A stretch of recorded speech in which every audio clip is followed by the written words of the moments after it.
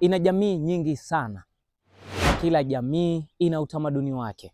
Na kutokana na mtandao wa NCBI NLM ambao ulinukuu The Plies Atlas of Ethnographic Society, ulisema kwamba kuna zaidi ya tamaduni 3,800 ulimwenguni.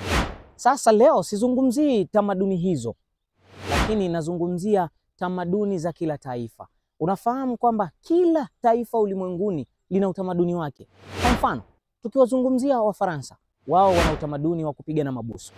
Ukiwazungumzia Wagiriki, wao wana utamaduni wa kuwatemea mate mabibi harusi na mabwana harusi. Ukiwazungumzia Warusi, wana utamaduni wa kumbukizi ya siku ya kupeana mimba. Inaona kwamba wanaadhimisha siku ya kupeana mimba. Kama ilivyo Tanzania, tunaadhimisha siku ya uhuru, lakini wao wanaadhimisha siku ya kupeana mimba.